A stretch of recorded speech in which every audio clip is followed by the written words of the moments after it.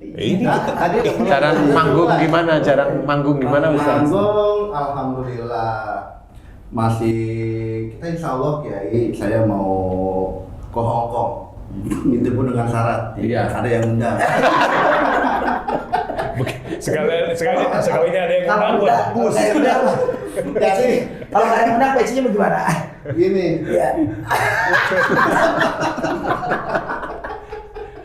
Kayak Leno bocah novel gitu ya. Kan kita hampir 2 tahun setengah ya. Iya. Namanya kegiatan dakwah juga terbatas.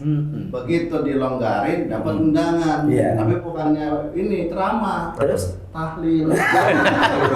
Tapi kan apapun bentuknya ya alhamdulillah ya. Namanya kita doakan dakwah kan gitu ya. Iya. Cari manfaatnya aja. Tapi Haji Markumnya tetap ikut ya kemana-kemana gitu ya? Kalau kemarin Haji Markum nggak ikut. Nggak ikut. Iya. Karena Dompetnya berarti tinggalan di rumah. bukan. Masih banyak yang belum akad jual beli. Alhamdulillah. Udah nyala, kameranya udah nyala ya Pak Haji? Udah nyala, luar biasa. Itu nyala kamera kalah terang sama senyumnya Pak Haji Jai nih. Oke, Pak Rahmat semuanya, Mas Iwan. Assalamualaikum warahmatullahi wabarakatuh. Waalaikumsalam warahmatullahi wabarakatuh. Sedulur-sedulur, Ustadz Official Channel, kemudian Pak Tung channelnya. Tung Family. Tung Family Channel, ada Pak Haji Hasan Bisri BFC juga, ada Pak Ustadz Abe juga ya. Assalamualaikum. Waalaikumsalam, Pak Ustadz Zaki, Assalamualaikum semuanya. Sedulur-sedulur apa kabar? Ya Allah, kangen juga nih, udah lama nggak ngobrol-ngobrol kita, udah lama nggak dengerin tausiah dari Pak Ustadz secara langsung juga. Aduh, jadi memang alhamdulillah kemarin rencananya memang hari Selasa mau hubungin Pak Ustadz, hari Kamis tadinya mau kesini gitu. Ini saya nggak tahu loh bakal kumpul semua begini. Iya kan? Asik ya. Alhamdulillah, terus Pak Ustadz bilang hari Rabu aja Mas Bobi, wah siap dah kalau buat dulu insya Allah. Amin. Alhamdulillah. Amin. Saya kangen denger Apa tuh? pantunnya Mas Bobi nih. Pantun? Pantun dulu Mas. Wah boleh. Gak ada. Ini talentnya diuji. Kita pantun dulu. Ya. Beli pisau, besinya tumpul. Iya, cakep. Biar bagaimana tetap ada aja fungsinya. Iya, cakep. Alhamdulillah hari ini kita lebih dapat kumpul. Iya, cakep. Mudah-mudahan sehat berkah semuanya. Amin, cakep. Amin. Walaupun ada lidah kepleset dikit tapi masih oke. Lidah kepleset. Mau dijawab, katanya mau dijawab. Silakan. Kalau Maklum. ini aja sih. Jalan-jalan ke pasar minggu. Iya, cakep. Pulangnya mampir ke bengkel hati. Iya. Mudah-mudahan hari ini kita temukan siraman kolbu. Cakep. Agar hati menjadi terinspirasi.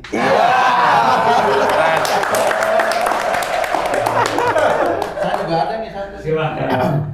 Buah semangka, buah manggis. Wah, cakep. Nggak nyangka buah manis. Lebih kena asis. Wah itu mah ngegaya namanya. Aduh. Ladanya nggak ada nih. Apa? Nggak jadi deh. Mantap. Udah keren nggak? Nggak jadi lagi. Mantap, cakep. Cakep. Tanam sayur kol, tumbuhnya kimpul. Ada nggak ada circle, kita tetap kumpul.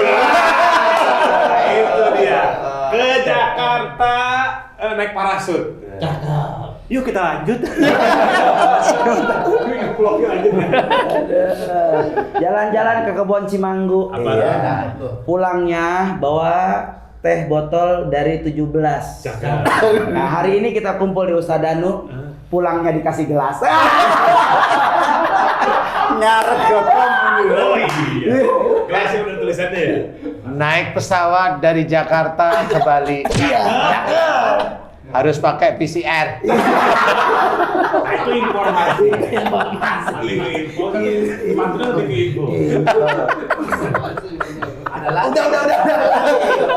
Naik Vespa ke daerah Rumpin. Cakep. Insya Allah kalau Ustadz Anu nggak lupa pulangnya di amplopin. Tau nggak? Belum. Isinya hasil PCR. Buat ke Bali dong ya. Lanjut. Ya Allah, ya Rabb. Ini kalau misalkan udah ngumpul kayak begini, kalau saya pribadi nih, sedulur-sedulur, ketemu Pak Ustadz tuh seperti bertemu dengan orang tua sendiri, seperti bertemu dengan ayah, gitu ya. Iya nak, ya terima kasih nak. Seperti bertemu dengan apa ya? Ini doa apa hanya informasi? Dua-duanya. Oh, iya. Kalau informasi ketemu dengan ayah sebelum PCR. Informasi. Kalau ketemu Pak Ustadz tuh seperti ketemu dengan keluarga, dengan Pak Ustadz tuh buat saya tuh udah jadi seperti ayah, seperti kakak, seperti teman dia, seperti sahabat, seperti guru, pokoknya semuanya lah gitu ya. Kalau kita berbicara masalah keluarga, terlebih ngomongin masalah kedekatan anak dengan orang tua nih Pak Ustadz ya. Kan kalau misalkan jauh, kayak saya misalkan nggak jauh-jauh banget Sukabumi, misalkan orang tua di Sukabumi, tapi ada Pak Ustadz di sini bisa menjadi figur seperti itu. Alhamdulillah. Alhamdulillah. Kemudian juga ya ada yang jauh banget, ada yang memang yang jauh pengen deket, ada yang deket pengen dijauhin, ada yang begitu. Kalau punya utang kali itu. Atau ada perkara-perkara lain mungkin yang membuat anak itu kurang nyaman dekat orang tua ya. Walaupun memang sudah jelas dalam Islam memang anak itu memang kewajibannya adalah memuliakan kedua orang tuanya. Nah, kemudian Pak Ustadz juga sering sekali menyampaikan apa-apa saja yang mungkin terjadi ketika seorang anak ini tidak memenuhi tanggung jawabnya sebagai seorang anak terhadap orang tua. Dari mulai sakitnya ya Pak Tung ya, dari mulai hal-hal yang akan terjadi dengan anak ini ketika memang dia melakukan hal-hal yang kurang baik terhadap orang tua nih Pak Ustadz. Di bawah 45 tahun ketika ada permasalahan dengan fisiknya, misalkan terkena sakit atau lain sebagainya, kemungkinannya di atas 90% persentasinya Pak Ustadz ya, ada kesalahan atau dosa sama orang tua. Kalau di bawah 45 tahun. Kalau di atas 45 tahun, bisa jadi sama pasangan atau sama saudara ya, atau kolega dan lain sebagainya. Yang akan kita garis bawahi di sini adalah di bawah 45 tahun atau salah satu penyebab terbesar seseorang itu akhirnya Allah wafatkan ya Pak Ustadz. Karena dosa terhadap orang tua. Kenapa? Karena ketika berkata saja itu tidak boleh. Itu kan kecil ya persentasenya. Nah, tolong dong pergi ke beli kayak gitu kan ya. Itu kan kecil persentasinya. Depannya kecil, belakangnya masa aku aja terus ya. Campur ngedumel lah itu, ngedumel, jengkel, marah dan lain sebagainya. Nah di sini kita akan ngobrolin seputar bagaimana sikap anak yang kurang baik terhadap orang tua. Ada cerita ini juga nih ya, Pak Ustadz, Pak Haji semuanya. Ada cerita. Ada seorang ibu ya Pak Haji gitu ya. Seorang ibu memiliki 3 orang anak. Ini ibunya ini udah tua Pak Ustadz. Ibunya udah tua gitu ya. Kemudian juga anak-anaknya ini juga mungkin untuk merawat ibunya nih agak berat karena sudah punya pasangan hidup masing-masing dan orang tuanya ini dinilai memberatkan dan lain sebagainya. Akhirnya orang tua ini ditaruhlah di panti jompo. Kemudian ya namanya ditaruh di panti jompo kan bahasa anaknya kalau nanti saya ada uang, saya ada waktu, saya tengokin. Kalau ada uang, ada waktu gitu. Umpama itu Mas ya. Umpama gitu ya. Kemudian juga kenapa ditaruh di panti jompo ya karena ibu saya tuh ngerepotin gitu. Suami saya atau menantu si ibu ini tuh nggak suka kalau ada mertuanya di rumah gitu. Karena mertuanya ini mungkin ya namanya udah tua, kadang-kadang suka ngomongnya rewel. Kayak anak-anak lagi. Terus cucu-cucunya juga mungkin kurang nyaman dan lain sebagainya. Nah ini dinilai seperti ini padahal kalau berbicara masalah orang tua itu pernah melakukan kezoliman sekalipun terhadap anaknya Pak Ustadz ya. Tadi kan masih dalam tahap rewel, tahap apa.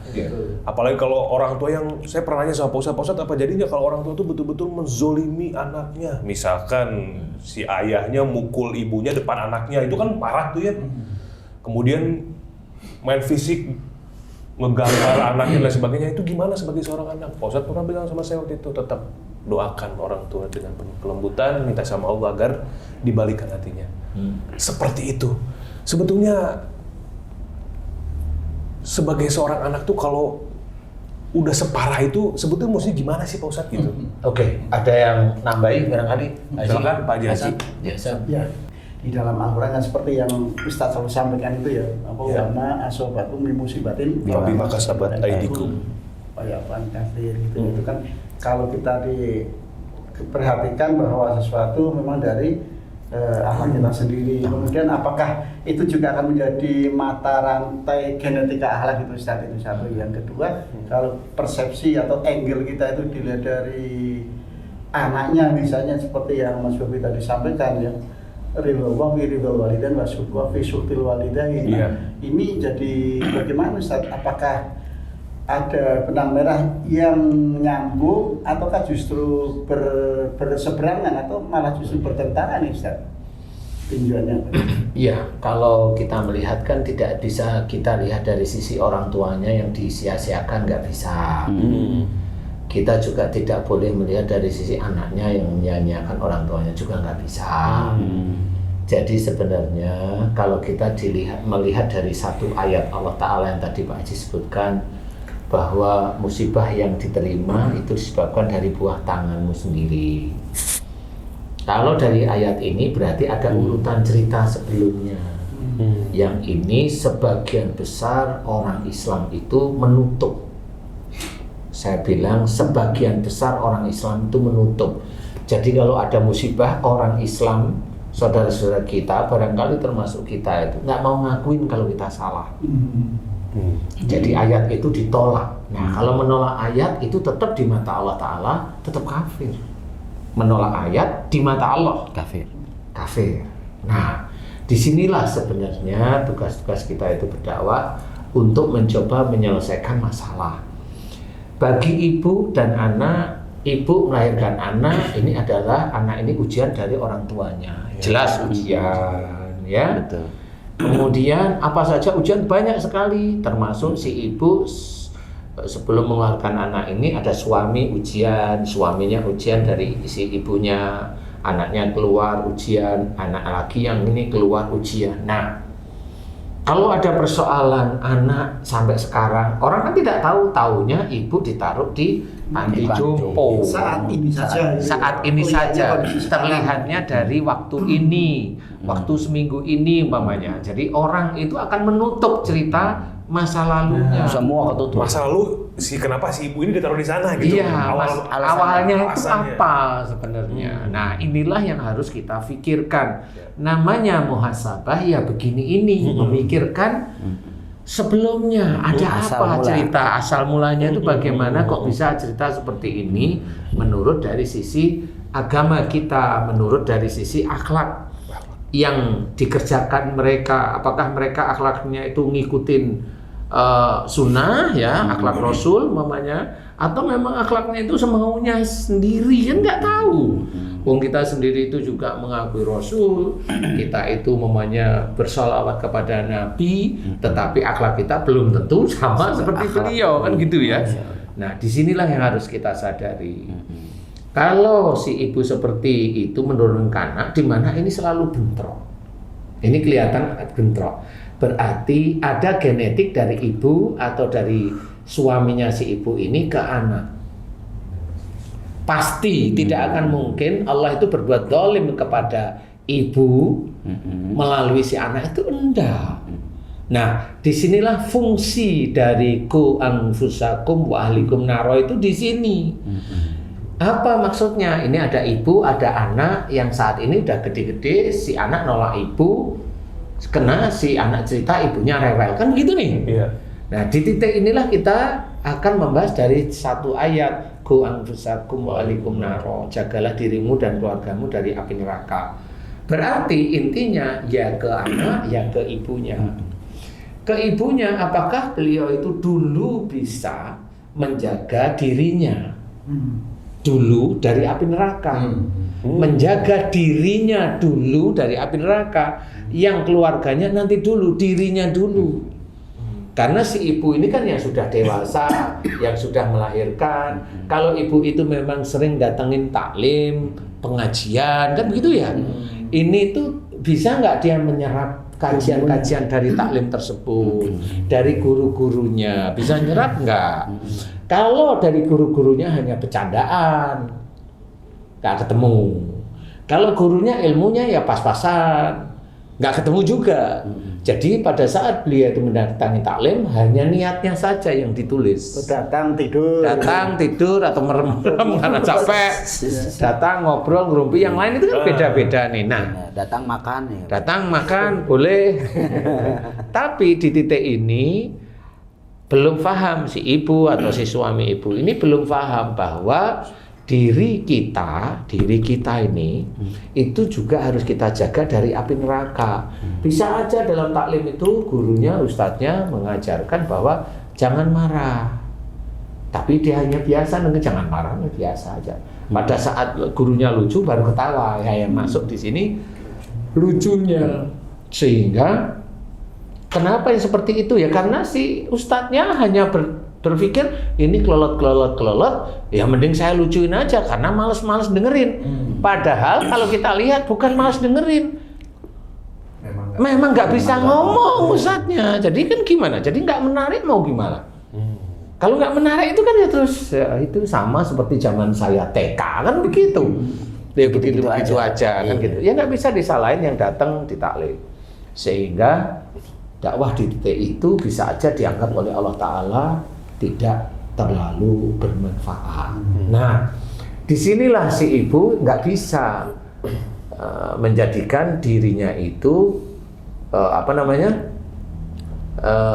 keluar dari jalan api neraka, nggak bisa keluar. Sehingga suatu ketika pada saat dia punya anak, ya anak cuma dikasih makan, dikasih tidur, dikasih baju, disekolahin, hanya itu aja yang bisa. Dididik itu aja. Dididik situ aja. Nah, masalah duniawi ya. Masalah agama enggak, wong agama dia sendiri juga tidak mampu. Salah satunya termasuk rewel.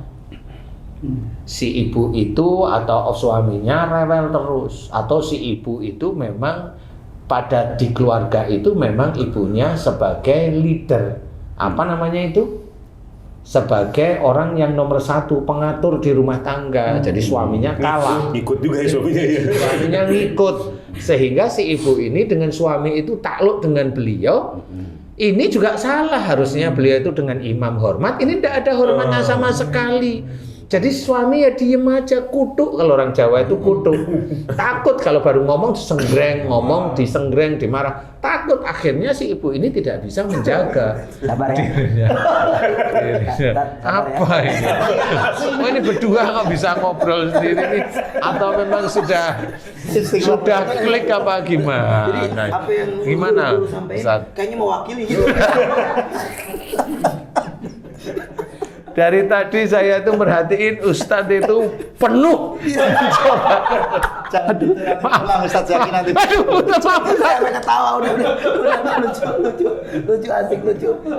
Penuh. Sabar ya. Penuh merhatiin. Jangan pulang. Aduh. Sampai. Aduh ya. Makan dulu. Rambutnya halus. Ya, Bener banget guru ya. Jadi gitu. Jadi si istri ini sampai suaminya kalah pun nggak ngerti bahwa dia sebenarnya harusnya hormat pada suami. Ini kan dia bersuami istri kan nggak cuma setahun 2 tahun, puluhan tahun pastinya. Nah puluhan tahun ini akhirnya dia menumpuk dosa demi dosa terus menerus. Nah inilah tetap akan dimunculkan nanti suatu ketika oleh Allah Ta'ala. Lewat anaknya salah satunya ujiannya. Iya, lewat ujian anaknya. Nah otomatis kalau ibunya itu dulunya itu ya agak rewel, anaknya pasti ikut.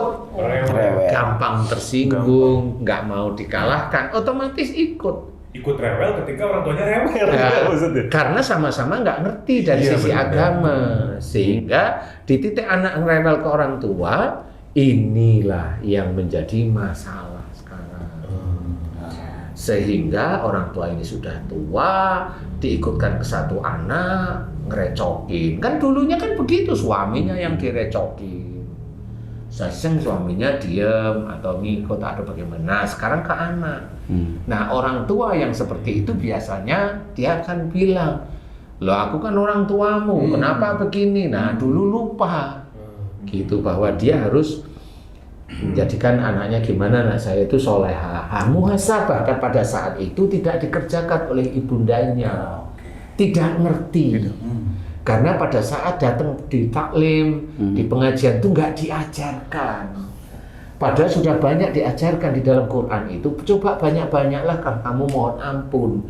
Tapi yang sering diajarkan adalah kalau kamu ingin sukses, baca ini, baca itu. Kalau ingin anakmu solehah, baca ini, baca itu. Lah kan akhirnya kan nggak ada efek. Genetik ini akhirnya menurun terus. Genetik ini nggak bisa dihilangkan. Tapi nggak ada teladan ya. Nah, Ustaz, ya. kalau kondisi seperti itu Pak Ustadz, berarti kan memang ini anak ini nggak paham lah, katakan begitu ya. Iya. Makanya akhirnya dia mungkin bisa bersikap seperti itu oleh orang tua karena orang tuanya juga nggak ngajarin misalkan. Nah ini apakah kesalahan anak terhadap orang tua itu mulai berlaku di sini nih Pak Ustadz? Iya. Kan sekarang begini. Sejak akhir baliknya Mas. Diajarkan juga sekarang, mohon maaf nih, banyak kayak teman-teman yang mungkin memberikan, kita datang ke tempat untuk konseling ya, ke tempat menyelesaikan masalah atau mungkin terapi dan lain sebagainya. Mereka bilang bahwa keterbukaan antara anak dan orang tua itu lebih bagus. Keterbukaan, kalau ada masalah diomongin, kadang-kadang nah itu yang sampai ngebantah, sampai apa, nah itu kan salah juga itu Pak Ustadz. Karena keterbukaan yang dianut adalah keterbukaan orang Barat. Nah itu. Kalau keterbukaan orang Islam kan nggak seperti itu. Jadi keterbukaan orang Islam itu adalah saling hormat. Jadi si anak itu terbuka dengan orang tua, tapi hadapi bahwa yang di depan ini adalah orang tua. Nah, itu. Tahu posisi. Jadi, tahu posisi. Si orang tua juga paham, anakku ngajak terbuka, saya orang tuanya, tapi juga tidak boleh menekan kalau dia orang tua. Adabnya itu ada Ustadz, sehingga disinilah terbuka akhirnya. Yang terjadi kan sekarang bahwa ketika memang kamu benar, gitu kan ya Pak Ustadz ya, anak nih misalkan, anak benar, orang tuanya mungkin kurang benar, iya pertahanan argumenmu apapun yang terjadi gitu. Kan cara memberitahunya seperti itu. Jadi lebih ke debat bukan musyawarah. Iya, bukan musyawarah, tidak mencari solusi. Kalau debat kan udah pasti ada kalah. Pasti ada emosi, ada ego, ada. Iya, betul. Sekarang itu bukan di kampanye kan apa ya? Diberitahunya seperti itu rata-rata tuh Pak Ustadz. Keluarga muslim, Memang seperti itu, makanya kita mencoba, walaupun ini kecil dari sisi kecil ya, kita dari siraman kolbu, dari lingkup yang kecil, kita tetap mencoba untuk memberikan pencerahan bahwa jagalah dirimu dan keluargamu itu dari api neraka. Itu penting. Karena jelas kalau kita melihat dari sisi cerita ini tadi, orang tua yang dengan sengaja tidak sengaja menurunkan genetik pada anaknya. Kayak gitu ya. Yang mengolah genetik siapa? Allah. Karena dilihat dari si orang tua ini kayaknya juga nggak berubah-berubah. Si anaknya didiemin, akhirnya ya genetik ini yang menjalar. Genetik dari orang tua seperti itu kan ada ego di anak, ada emosi, ada tidak mau direndahkan. Seperti itu sama aja sih sebenarnya sifat-sifatnya. Nah, kalau sama seperti ini, sifat tidak baik ini bisa nggak besok si orang tua atau keluarga tersebut itu malah semuanya masuk neraka? Bisa. Rombongan pasti. Karena Allah sudah mengajak untuk jaga dirimu dan keluargamu dari api neraka. Disinilah bukan berarti terus akhirnya menitipkan anaknya yang nakal agar dididik dengan secara Islam agar jadi, belum tentu itu jadi. Karena genetik ya. Karena genetiknya ada. Genetik orang tuanya. Genetiknya. Nah, orang tua maunya gitu, bayar selesai. Padahal kalau di kita aja mencoba memberikan pelajaran itu melalui syariat Islam. Kita muhasabah, namanya muhasabah yang dulu dilakukan oleh Ustadz Arifin Ilham. Kita sering mohon ampun. Ya itu harusnya. Kenapa anak saya kok egonya tinggi? Ya kita mohon ampun. Ini anak siapa? Anak kita, ya kita yang mohon ampun. Memang nggak taunya ada sifat-sifat tidak baik kita di anak-anak kita. Mohon ampunlah kepada Allah Ta'ala dari kita. Ya Allah, jika anak saya ego, jika anak saya emosional, jika anak saya itu mau menang-menangan sendiri, itu dari saya. Ya Allah, ampuni saya. Nah, dari titik itu kalau mau ada ketulusan, Allah yang ngambil. Wong Allah yang punya kita kok. Allah itu punya kita. Allah punya anak kita. Allah juga bisa menjadikan seseorang itu soleh atau mendapatkan hidayah, kan haknya Allah. Kalau kita itu tahu kalau itu dari kita mohon ampun, kan langsung ngerti. Oh, kamu tahu toh, nggak tahunya seperti itu. Nah, hidayah itu akhirnya dimunculkan, diberikan oleh Allah Ta'ala. Terus dia lakukan mohon ampun. Nah, sehingga dianya sendiri menjadi tenang, tidak rewelan kepada anaknya juga diambil sebagian sifat-sifat egonya, sifat marahnya, sifat yang begini, sifat tidak hormat pada orang tuanya mulai diambil oleh Allah Ta'ala. Karena si orang tua juga paham. Akhirnya semuanya ini gerbong dan lokomotifnya ini nanti bisa masuk surga. Kan begitu caranya. Kalau umpamanya si orang tua naruh di anaknya kan begitu nih, naruh. Belum tentu itu bisa selesai semua. Belum tentu, saya yakin. Ilmu. Tapi persoalan yang ininya kan nggak tahu. Teman-teman kiai yang mendidik juga nggak akan fokus ke satu anak sendiri, nggak mungkin. Iya. Orang tua bisa sabar, belum tentu orang lain bisa sabar sama anaknya. Iya, benar. Tidak punya genetik yang seperti itu. Lah, saya itu kemarin ada yang datang ke sini, tapi tiba-tiba dia ngomong, saya LGBT. Innalillahi wa inna ilaihi raji'un. Dia suka sama laki-laki. Dia laki-laki suka sama laki-laki. Karena sering seperti itu, nggak ada apa, nggak ada ini, kan lihat laki-laki kok putih, kok enak, kok apa namanya, kok menarik, kok apa, kan awalnya gitu aja dulu. Mengalihkan pandangan. Iya kan. Saya tidak menyalahkan ya, tetapi karena memang tidak tahunya orang tua ada apa dengan anaknya di situ. Tapi anaknya ketemu sama saya bilang keren yang ini, saya senang. Ayo berubah, kamu mau berubah? Saya datang ke sini mau berubah Ustaz, saya senang. Mudah-mudahan kamu diberi daya oleh Allah. Amin ya Allah. Karena yang membalikkan menjadi orang normal itu susah loh. Iya, berat. Karena si anak ini sudah kena HIV, kan kasihan. Ya Allah ya Robi. Kan gitu, jadi oke, saya bantu. Karena yang datang ke sini HIV alhamdulillah diberi kesembuhan sama Allah Ta'ala. Tapi berubah ya, insya Allah Ustaz tolong bantu saya Ustaz. Oke. Baru-baru ini Pak Ustaz itu. Iya, dan banyak yang beberapa HIV yang begitu seperti itu. Nah, disinilah kita harus memahami, jangan tanggung jawab itu diberikan kepada guru-guru atau para kiai. Orang tuanya itu memang harus, karena dari sisi orang tuanya inilah anak itu menjadi seperti itu. Yang tidak baik loh ya. Kalau memang dari anaknya itu pintar, anaknya itu hebat, jangan ngomong itu juga dari sisi orang tua, nggak boleh. Iya.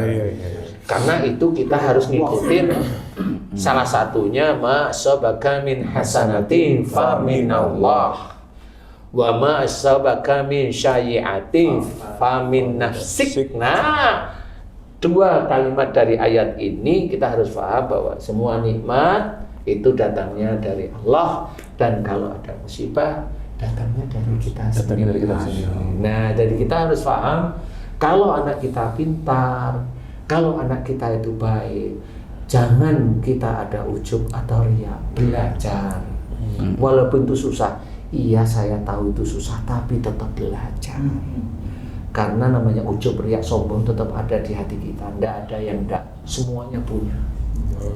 Cuma belajar untuk tidak. Belajar untuk tidak seperti itu. Nah, disinilah sebenarnya bisa aja si ibu dulu itu memang beliau itu seperti itu, akhirnya punya genetik ini, akhirnya nggak cocok. Nah, akhirnya yang dulunya si beliau itu merasa menang-menangan di masa-masa mulai uzur, mulai dikalahkan dengan keluarga atau anaknya sendiri. Dikalahkan, tetapi keluarga itu juga salah. Di mata Allah tetap salah, tapi di mata manusia kelihatan. Nah, ini kan berantem nih, ini mata manusia nih. Dari satu sisi Dari satu sisi aja nih, saya belum cerita yang bagaimana intinya. Inilah mungkin Pak Ustaz kenapa sebabnya banyak anak yang merasa bahwa dia tidak, saya nggak merasa marah sama orang tua atau saya nggak merasa bingung, karena memang kurangnya pemahaman yang pertama dari orang tua, kemudian juga merasa bahwa hal itu biasa saja gitu ya, sampai sakit anaknya, sampai mulai Allah sudah mencapai di gitu maksudnya, si anak ini dimunculkan sakitnya, akhirnya pun nggak jarang ketika disiraman kolbu, ketika coba untuk mengingatkan sama Pak Ustadz, dengan sama orang tua, banyak juga yang Menolak. tuanya. Terima. Karena tidak paham bahwa memang walaupun anak ini nggak paham sebetulnya dia melawan orang tua atau segala macam, karena orang tua juga tidak mengingatkan agama. Saya kan nggak belajar agama sama orang tua saya. Saya kan nggak tahu orang tua, saya juga begitu kasar segala macam. Saya juga akhirnya terbiasa untuk kasar Begitu juga. menyampaikan pendapat. Nah itulah akhirnya petunjuk itu selalu diberikan Ustaznya. Pasti dalam perkembangannya, walaupun anak itu nggak tahu, petunjuk itu pasti akan datang. Pasti, karena Allah itu selalu memberikan petunjuk melalui sekitar-sekitar kita. Banyak hal itu. Banyak sebenarnya. Tinggal mau ngambil apa enggak gitu. Karena petunjuk inilah sebenarnya alat untuk menuju surga. Sebenarnya itu. Salah satunya vlog ini ya. Iya, vlog ini juga iya, sehingga harus ini kan sebenarnya inti temanya bisa aja ini muhasabah. Benar. Tapi dari keluarga yang agak besar nih. Nah, sehingga bagaimana muhasabah dari keluarga yang agak besar ini besok mau masuk surga apa enggak? Kalau dilihat dari sisi ini, gimana mau masuk surga ya? Walau alam sih. Tapi kalau dari sisi ini kan nggak ada, akhirnya kan berbenturan terus nih. Iya. Si orang tua itu merasa orang tua nggak dihormati sama anaknya. Si anak juga karena orang tuanya rewel juga nggak mau, ya kan berbenturan terus. Nggak ada rahmat. Iya, nggak ada rahmat. Jadi inilah salah satu jalan untuk menuju neraka. Innalillahi wa inna ilaihi. Ini yang jarang sekali dikupas di dalam kajian-kajian kita. Jadi hidup jangan hanya lucu-lucuan. Ini serius ini. Ini serius. Mau nggak kita itu benar-benar memberikan kajian, tapi mengajak orang itu memahami surga, memahami. Bukan masuk surga gampang dengan ngamalin ini, enggak bisa. Kompleks. Belum lagi nanti haknya Allah. Kalau Allah ridho, nah, gimana kalau dijawab kalau Allah ridho? Memang sudah banyak para ustadz, para alim ulama cerita, orang masuk surga itu bukan karena amal solehnya. Memang benar bukan. Karena ridho Allah. Iya. Nah, ridho Allah dari mana? Ya, kalau nggak ibadah, nggak dekat Iya. Allah, Nah. ini gimana ceritanya? Lah iya, Nggak ada ikhtiarnya. kalau nggak ibadah, nggak ada ikhtiarnya ke situ, nggak ngerti. Kalau nggak dikenal bagaimana? Lah, benar. Dari situlah kita mengenal, oh nggak taunya memang Allah itu ridho berarti dari ketakwaan. Jadi bukan cuma hanya sholatnya, bukan Kompleks hanya itu. cuma komplek, bukan cuma hanya baca Quran, tidak dari puasanya, tidak hanya dakwah. Dia bilang saya kan dakwah, saya mengajak ribuan jutaan manusia untuk dekat Ingat pada Allah. Itu kan mulut. Lah nggak taunya pada waktu dakwah ya biasa aja. Hatinya Kan gitu. robah. Jadi di situ. Nah, disinilah yang harus kita sadari bahwa masalah ini serius. Ini masalah antara surga dan neraka masalah ini. Walaupun masalah ini antara jumbo dan tidak. Tapi ini surga neraka di sini Oh di iya, depan benar. mata. Di depan mata emang. Bukan untung rugi. Ya. Bukan untung rugi di sini surga neraka. benar salah, bukan bukan. benar salah. Jadi surga neraka. Dua-duanya salah semua. Salah semua. Yang benar belum ada Belum kalau tentu, saya. belum tentu. belum Belum tentu. muncul di sini. Dari Ini jadi buat semua juga nih. Jadi ada salah satu katakanlah selebgram lah ya. Jangan selebgram apa ya? Selebgram lah. Sosok yang influencer saya bilangnya ya. Influencer itu. Influencer. Iya.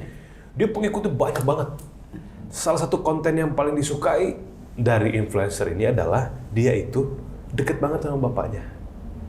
Jadi bapaknya tuh jadi gini. Misalkan mohon maaf nih, misalkan Patung ini papa saya nih. Misalkan Patung lagi apa? Lagi diem gini, saya kagetin, Patung kaget, terus Patung ngambil sendal, memukul saya kabur gitu, ketawa-tawa gitu. Terus kalau nggak saya ada lagu terkenal, liriknya saya ganti, papaku gitu kan, susah bergerak misalkan gitu, karena perutnya kan gede bapaknya tuh gitu. Anaknya tuh Lelaki gendut. ketawa gitu, bapaknya juga ketawa. Bukan ketawa, bapaknya itu kayak marah gitu ngambil sendal, selalu begitu. Bapaknya akhirnya kesel, ngambil sendal mau lempar, anaknya ketawa. Itu jadi satu hal yang disukai karena jumlah like-nya itu, betulnya satu video itu bisa 2 juta, 1,3 juta jumlah like. Artinya kan ngirim donasi miliaran yuk ke Palestina kemarin ya. Sempat. Nah ini gimana nih Pak Ustadz? Artinya orang menyukai kedekatan antara anak dengan orang tua seperti itu, tapi di sisi lain juga akhirnya menjadikan inspirasi untuk yang lain membuat konten seperti itu, dan bisa jadi mungkin ayahnya kan nggak sama nih ya. Tapi marahnya itu pura-pura, sebenarnya kan demi konten itu ya. Mungkin makanya pura-pura Cuma konten karena udah disetting. terbiasa, atau juga Lah itu saya nggak tahu juga tuh ya. Bukan edukasi yang baik kira-kira gitu ya. Iya, Kira-kira lah itu ya. menurut Pak Ustadz gimana? Ini kebutuhan entertain lucu sebetulnya kalau ditonton, tapi ini kan maksudnya ya Orang tua. di luar dari kesopanan, tapi ini bercanda gitu. Ini gimana nih Pak Ustadz? Menurut Pak Ustadz? Iya, sebenarnya kan bercanda itu kan boleh-boleh saja. Tetapi bercanda itu kan tetap ada adabnya, ada batasan sebenarnya. Seperti umpamanya ayahnya sakit, dibilang ayahku sakit karena banyak dosa gitu. Umpamanya memang betul. Memang betul itu. Tapi kalau itu banyak yang seneng itu gimana coba? Loh ini kan hanya mirip aja, hanya ini hanya dianalogikan aja. Oh, ayahnya lagi meriang, lewat. Iya. Itu kalau kita jangan dimasuk di situ jadi lucu. Iya memang lucu. Tapi jangan diganti lagi. Ustaz. Jangan. Suamiku sakit karena banyak dosa. Yang marah ini Pak Haji. Sabar. Ayahku sakit, malaikat Israil udah Horor. Iya. Itu sih sebenarnya benar, tetapi kan ada adab ya. Ada adab lah maksudnya. Jadi istilahnya itu kalau memang ayah sakit banyak dosa itu bisa menjadi kalimat pengetahuan dulu. Pengetahuan ini kan nggak bisa untuk joke ya. Pengetahuan benar ini kan tidak bisa untuk joke. Nah, nanti orang bisa aja niat sholat maghrib dibuat ketawa loh kan? Banyak yang marah. Oh iya. Bener nggak sih? Nah, sekarang ayahnya gendut nggak bisa gerak umpamanya. Susah gerak misalkan. Dia kan hanya bercanda. Kalau memang ayahnya nggak bergerak beneran gimana dia? Nah, Doa. Ayah saya nggak bisa gerak beneran karena joke saya dulu 3-4 tahun dulu. Coba joke lagi coba. Dia nggak paham di situ itu bahwa omongan dia itu sebenarnya doa. Meskipun canda ya. Meskipun bercanda, sadar nggak dia? Ini nggak usah orang Jawa, orang Eropa, orang Cina, orang Arab atau orang sama aja semuanya di mata Allah itu sama. Kita harus pahami, kita itu belajar di dunia. Persoalan banyak orang yang seneng itu, ya itu kan manusiawi. Kalau memang orang itu senengnya jok-joknya, ya akhirnya menjadi pelajaran, akhirnya menjadi ilmu, akhirnya ilmu itu ditularkan dan ilmu itu salah, ya dia akan menjadi loko, menjadi gerbang awal untuk gerbong ngajakin seperti itu. Kalau nggak percaya ya dilihat aja nanti. Kalau memang itu lihat aja. Kalau dari itu banyak sekali uang dia, boleh aja nggak apa-apa. Banyak kok orang yang non muslim ngasih hartanya ke orang-orang muslim juga banyak. Apakah itu juga berarti di hadapan Allah Ta'ala? Saya jawab Allahu a'lam. Gitu aja, walaupun saya tahu ngerti tapi saya Allahu a'lam, saya nggak tahu. Kita harus paham hal-hal seperti itu gitu loh. Jadi janganlah mempermainkan orang tua kita walaupun itu untuk joke. Jangan Masih walaupun banyak orang konten yang tuanya lain. seneng ya.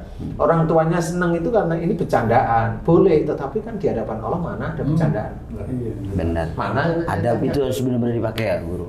Iya, mana di Allah itu ada bercandaan? Coba mana di dalam ayat Quran itu bercandaan ada nggak di situ satu aja? Yang mana yang bercandaan?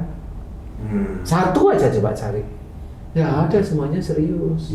Yang menghalalkan itu kita juga sendiri. Yang menghalalkan itu kita untuk entertain. Meskipun katakannya lahun walaib gitu ya, tapi tetap itu juga yang konteks yang serius. Itu yang serius sebenarnya ya. Yang kasih malaikatnya, Rohim dan Atif. Biar Rohim mau dapat kebaikan. Yang mana nih? Anak Dihapus lagi. Iya. ada malaikat bercanda dan khusus nyatetin bercandaan. Jadi memang harus kita pahami seperti itu. Jadi nggak bisa. Nah, yang kejadian ibu tadi sama anak-anaknya ini nggak bisa untuk main-main. Anaknya sendiri harus paham. Kesimpulannya gimana? Kesimpulan si anak ini harus betul-betul terima ibunya apa adanya. Kalau dia cerewet, Ustadz, saya senyum-senyum aja. Kamu itu sebenarnya gampang tersinggung, sehingga dengan ibu cerewet aja kamu tersinggung. Intinya kan begitu. Benar. Jawab, Jawab enggak, saya akan cerita lebih banyak ke kamu. Saya akan bilang begitu. Jawab enggak aja, saya akan cerita ke kamu. Kamu begini senangnya, kamu begini senang, kamu begini. Pasti saya ngomong begitu. Dan itu saya diizinkan oleh Allah Ta'ala tahu. Nah kalau udah begitu, ada mana yang benar di hadapan Allah Ta'ala? Enggak ada. Nggak ada.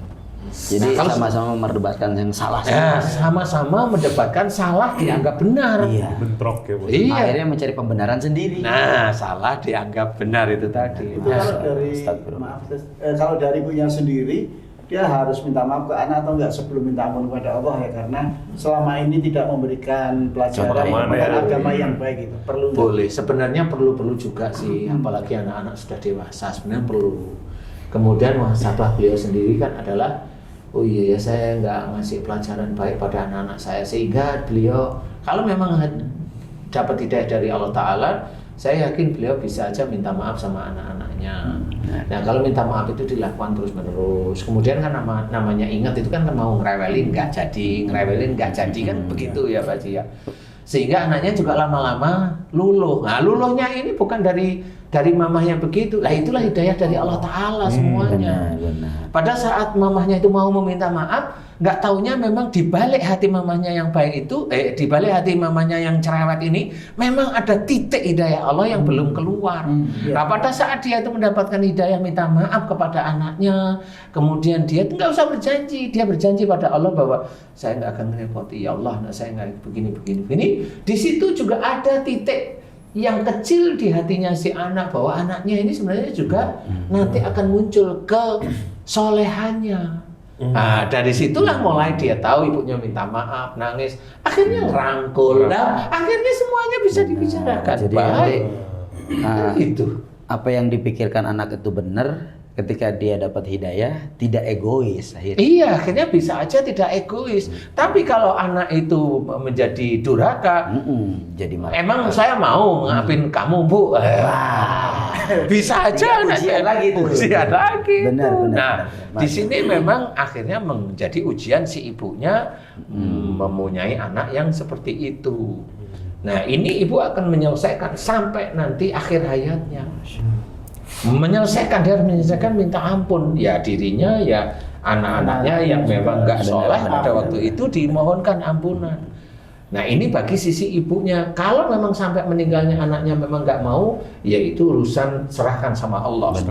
Karena dari Faidah azamta, kalau sudah berbulatkan tekad, serahkan sama Allah. Fatawakal Allah. Seperti itu. Berangkat, Ustaz. Nah, bagi anaknya, nah kalau saya mau ngasih ilmu pada anaknya, nah, kalau kamu punya orang tua seperti itu dan kamu punya ada ego juga ada, emosi ada, Merasa benar. tersinggung ada, merasa benar ada, berhentilah. Ini ibumu. Cocok. Ini ibumu, berhenti dulu. Saya mau ngomong nih, stop di titik ini. Ke kamu ketemu sama saya, stop. Tapi ibu saya begini, nanti saya akan tanya, kamu ingin senang nggak kamu dunia dan akhirat? Senang Ustaz? Bener kamu ingin senang? Bener Ustaz? Masya Stop. Kalau ibumu rewel, cukup. Kamu bertasbih pada Allah, dengerin rewelnya ibumu. Nikmatin aja. Nikmatin aja. Stop. Kamu melawan. Terima. Masa. Kalau saya nggak kuat, saya nangis, Ustaz. Nangislah, tapi tetap bertasbih pada Allah Ta'ala. Tunggu nanti Allah itu akan memberikan apa kepada kamu. Tunggu. Jangan kamu yang merasa bahwa kamu punya hidupmu sendiri. Nggak usah. Merasa mampu. Merasa mampu. Jangan. Kita itu punya Allah. Tunggu nanti Allah akan memberikan apa. Khawatirnya kelakuan dia ini Bener banget. merusak dia di akhirat. Iya, makanya harus stop. Nggak, jangan lawan ibu. Tetap nangis boleh, silahkan. Tapi bertasbihlah kepada Allah Ta'ala. Terus. Saya mau tanya, ini saya kembali ke kasus yang ibu tadi dimasukkan ke panti jompo itu, Pak Ustaz. Kalau masalah anaknya mengatakan ini umpama saja ya Pak Ustaz ya, mengatakan dia mempunyai masalah ekonomi, harta lah kira-kira gitu. Apakah masalah harta yang dimiliki oleh anak mereka itu juga bisa dipengaruhi dari ku'anfusakum wa ahlikum naro itu, Pak Ustaz? Gimana?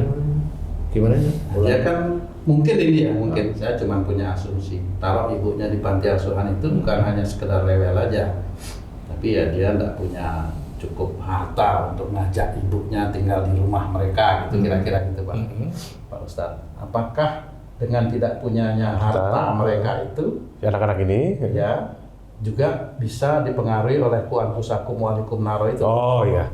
Dalam artinya orang tuanya tidak bisa mengajak orang tua dan anaknya ke dalam surganya Allah. Akhirnya dikurangkan harta anaknya untuk diberikan ujian harta. Oh, gitu. Sebenarnya itu pilihan. Kalau itu sudah pilihan. Kalau itu untuk anaknya memilih ibunya ditaruh di panti jompo. Yang paling nggak nyaman itu bagi anak itu adalah rewel. Kalau orang tuanya diem, saya yakin mau kok kayaknya. Oh iya, walaupun hartanya nggak terlalu banyak gitu. Ya, Oh. walaupun hartanya nggak terlalu banyak, ya, tapi dia pasti mau. Maksudnya di rumah cuma kamar ada 2, dia punya anak 3, misalnya seperti itu Pak, Iya. kejadiannya itu. Iya, memang itu nggak ada persoalan. Karena itu masih bisa diusahakan, dibelikan ini, anaknya yang ini, taruh ibunya di sini, anaknya ngalah di bawah, kan begitu-begitu aja. Kalau semuanya. ibunya manut gitu. Kalau ibunya nggak bikin rewel lah kasarannya begitulah. Karena ini kan jadi polemik. Jadi ini banyak sekali kemungkinan sebenarnya. Dari kemungkinan. Jadi ini kemungkinan dari saya karena beliau itu tersinggungan juga si anaknya. Sehingga tahu ibunya begitu ya nggak mau, dia langsung nggak mau. Saya sudah hafal dengan ibu saya, gitu jawabannya. Kompak anaknya 3 itu ya. Ya kompak karena paham. Iya paham. Makanya persoalan bukan karena ditaruh panti jompo kemudian hartanya nanti itu diambil oleh Allah. Kayaknya nggak di titik itu, mereka nggak ngerti deh. Karena pada saat titik orang tuanya itu ditaruh di panti jompo pun si anaknya kayaknya nggak tahu. Karena statement anaknya ya nanti kalau punya uang dia mau tengok. Nah, kan berarti kan ada unsur-unsur seperti itu kira-kira gitu. Kalau unsur itu kan unsur sebenarnya persoalannya sebenarnya saya malas nengok. Sebenarnya kan itu intunya yang benar itu Itu cuma custom aja. Itu ya itu hanya ungkapan aja. Nanti kalau iya itu hanya alasan. Sebenarnya yang tepat itu sebenarnya saya malas nengok gitu. Maka tadi Masya Allah Ustadz, saya sepakat itu dengan ungkapan Pak Ustadz tadi yang Masya Allah. Sebenar apapun kita nggak akan pernah benar di mata orang tua. Betul. Jadi betul. apapun yang kita lakukan terhadap orang tua itu amat sangat berpengaruh terhadap keberkahan hidup di dunia dan keselamatan akhirat. Betul. Jadi amin. cocok banget dengan Ustadz tadi katakan stop untuk Stop. kita melakukan Mulai sekarang, membenarkan diri kita di hadapan orang tua. Iya, sangat berhenti. Setuju. Kalau saya gitu berhenti.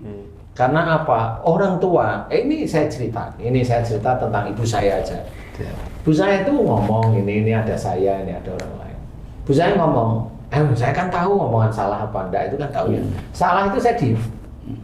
Saya ngomong, diem aja. Ngomong ngalor ngidul ngomong biasalah, namanya orang tua kan ada orang yang ngomong.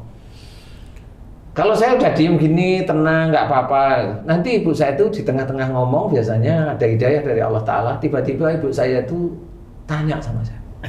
Nah, tadi omonganku ada yang salah ya? Gitu. Di situ ibu saya itu tanya seperti itu. Saya itu mikir. Di depan ibu saya ada temennya, ada bawahan, orang lain, atau hanya saudara saya. Kalau di depan ibu saya itu ada teman-temannya, ada orang yang di bawah. Saya nggak, ya normal, saya jawab seperti itu. Tapi ibu saya sudah ngomong, sudah tanya, ada yang salah saya. Tapi karena saya lihat di situ banyak orang yang saya tidak kenal, saya nggak ini, ya normal aja. Saya nggak ngomong ibu saya salah. Karena saya harus tetap menghormati ibu saya di hadapan orang-orang. Allahumma sholli ala Muhammad. Adab itu ya. Lah memang harus seperti itu. Menjaga hati beliau biar tidak down, tidak ini. Nah, suatu ketika nanti kalau hanya sama saya atau sama siapa istri saya dia tanya, baru saya jawab, Bu, tadi ibu ngomong seperti ini salah. Ibu tidak boleh ngomong seperti itu lagi ya, karena Allah. Oh ya, makasih nak, makasih. Nah itu kalau memang begitu, dan dengan catatan beliau tanya. Kalau beliau nggak tanya ya saya diam. Iya. Saya akan diam. Dan alhamdulillah rata-rata beliau tanya. Sehingga Alhamdulillah. itulah yang namanya hidayah. Kenapa tumben ibu saya tanya, padahal orang tua, mana orang tua tanya seperti itu coba? Jarang lah coba. Bener-bener. Jarang ya. Nah, itu ibu saya itu saya alami bertahun-tahun sebelum ibu saya meninggal itu gitu. Saya bisa cerita karena itu saya alami. Jadi tanya pun saya lihat pertanyaan ibu saya itu menguji saya. Ada orang lain, ada saudara saya, atau saya sama istri saya itu kan ujian. Saya mau jawab apa? Kalau saya jawab ibu salah, yang lain dengar ibu saya malu. Iya. Akhirnya kita ya tidak punya satu itu. Iya. Tapi Iya, kita Tidak kemarin menjaga muruah orang tua kita. Iya benar, menjaga muruah Kemarin- harus seperti itu. orang tua saya sempat ada problem lah yang situ sama Pak Ustadz. Oh iya betul. Dalam pikiran sama hati itu, Pak Ustadz saya minta izin dulu mau ke Sukabumi. Saya mau menyelesaikan masalah orang tua, bahasanya begitu. Terus Pak Ustadz bilang, yang pengen selesai ini nafsunya Mas Bobi atau memang dari Allah nih? Nah, jangan sampai apa yang kita pelajari saat ini menjadikan kita jadi orang yang sok pinter lupa orang tua. Iya itu sebenarnya iya. jadi- Itu benar. jadi Gimana, Benar. Ustadz? Kita hakim jadi ya. Iya, seperti ngerti. Iya benar. Ini aja, mohon sama Allah aja udah. Nyantai, masa bilang nyantai aja, sholat tidak terjadi apa-apa, malah beres masalah. Allah. Begitu aja ya? Iya. Ya Allah. Iya. Nyebut nama Allah udah zikir terus terus santai gitu. Orang tua ngomong begini kita santai aja, senyum bawa santai gitu. Rasain nama Allah aja. Malah beres loh. Iya. Nah, kalau kita mau nyelesain kemudian kita salah ngomong, orang tua sakit hati. Iya. Oh jadi panjang gitu. Belum lagi sebelum orang tua sakit Jadi- hati ada satu lagi, sok pinter kitanya. Nah, itu. Itu tepat sama ayat Al-Quran yang bunyi dalam surah salah satu Al-Jum'ah namanya. Jadi fattakhidhu wakila. Biar Allah yang jadi wakil dari urusan kita. Nah, jadi kita gantungin ke Allah, Allah yang jadi wakil dari masalah kita. Apalagi untuk urusan orang tua. Masya Ya, Allah. jelas. Benar. Jangan ke pegadaian ya. Tapi bener loh, tapi bener. Ini kayaknya Pak Haji Hasan ini itu bercerita kepada kita itu sebenarnya untuk dirinya beliau sendiri. Sebenarnya, jujur ya, Pak Haji itu ngomong ngewakilin teman saya. Jadi mata rantai dong ya. Gimana nih pengalaman pribadi gimana nih? Ya, kalau saya sih tadi secara gamblang, secara lebar, secara luas banget udah dijelasin sama guru-guru kita yang ada di sini. Saya cuma nambahin aja, 1 jam aja saya nambahin. Artinya gini sih. Baik dong. Ku anfusakum wa ahlikum nar. Dari ayat ini ada beberapa rentetan. Ada perintah, ada peristiwa, ada sebab akibat. Perintahnya Allah yang pertama kepada orang tua, menjaga diri. Hukumnya wajib kalau Al-Quran sudah memerintahkan. Rentetan keduanya adalah peristiwa yang berkaitan tadi dengan genetika akhlak. Jadi kalau dalam pepatah bahasa Inggris Bang Bobi, Iya. like son, like father. Like father, like son. Like girl, like boy, mother. Like mama Artinya gini, genetika akhlak yang mungkin bisa menjadi turunan kepada generasi selanjutnya itu ditentukan bagaimana kita menjaga pribadi, menjaga kelakuan. Kelakuan ini banyak, ada yang secara langsung, ada juga secara tidak langsung. Termasuk apapun yang dilakukan orang tua itu, kalau dilihat dari sisi genetika akhlaknya itu pasti akan jatuh kepada turunannya. Makanya tadi benar apa yang disampaikan oleh Pak Kiai, Pak Ustadz, Abi juga ada sisi muhasabah dalam diri kita. Ketika anak kita salah, kita harus muhasabah terhadap diri apa yang kita pernah lakukan. Benar. Nah, sisi yang ketiga yang paling penting. Kenapa disebutkan wa ahlikum nar? Karena kalau kamu tidak bisa menjaga akhlakmu, kamu tidak bisa menjaga kelakuanmu, tidak bisa mendidik bagaimana anak-anakmu sesuai dengan perintah Allah, maka ingat ada neraka di sana. Makanya kunci rumah tangga yang bahagia itu sebenarnya bukan hanya sebatas suami istri, tapi juga berpengaruh kepada anak-anak kita. Wal yakhshal ladzina law taraku min khalfihim dzurriyyatan apa? Celaka nih bagi orang-orang tua yang mungkin mau menang sendiri, melihat akhlak kebenarannya terhadap dirinya sendiri, hanya ingin selalu benar. Tetapi apapun jalan ceritanya itu, ketika orang tua misalkan benar, harus tetap dalam pandangan Allah. Ketika orang tua melakukan kesalahan, si anak juga tidak bisa menjustis bahwa itu kesalahan daripada orang tua. Betul. Karena kesalahan orang tua sejatinya hanya dipertanggungjawabkan kepada Allah. Betul. Makanya tadi benar apa yang dikatakan bahwasanya yuk sama-sama kita sebagai anak tidak boleh membenarkan diri kita. Persepsi kita terhadap kedua orang tua kita. Betul. Makanya yuk sama-sama kita ya saling lintah lakum aja lah. Iya, lintah lakum, betul. Lemah lembut, cinta, Cinta. dan kasih sayang. Wah. Makanya yang namanya meriang itu bukan merinding. Jadi apa? Jadi apa? Tapi selalu saling mencintai. Luar Iya. Selalu merindu dengan akhlak Iya. dan saling berkasih sayang dengan tingkah laku orang tua terhadap anak atau anak terhadap orang tua.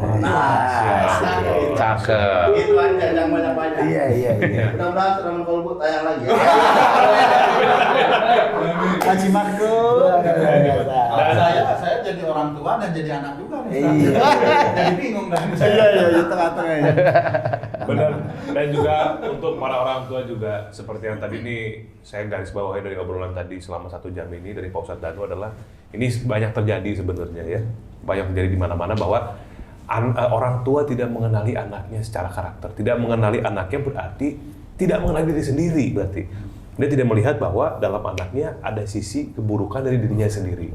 Akhirnya cara gampangnya apa? Ya udahlah kirim aja. Tanpa mengetahui Tidak kesalahan, mengenal. tidak mengenal anaknya, tidak mengenal dirinya Ya juga. Allah, ya Allah. Kirim. Jangan sampai terjadi hal seperti itu. Kita sama-sama lebih mendekatkan diri pada Allah sehingga Allah memudahkan kita juga untuk mengetahui ketika kita salah. Duh, kenapa ya sih begini?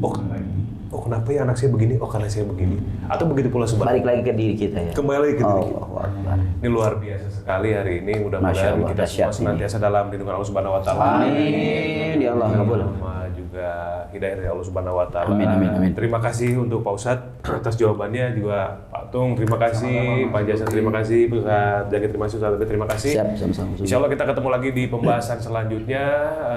Sehat selalu, mudah-mudahan teman-teman semua tonton video ini, like, komen, share ya untuk semuanya. Subscribe. Mudah-mudahan jadi amal jariah untuk semuanya. Amin. Amin. Ya Allah. Sekian, assalamualaikum warahmatullahi wabarakatuh. Waalaikumsalam. Waalaikumsalam.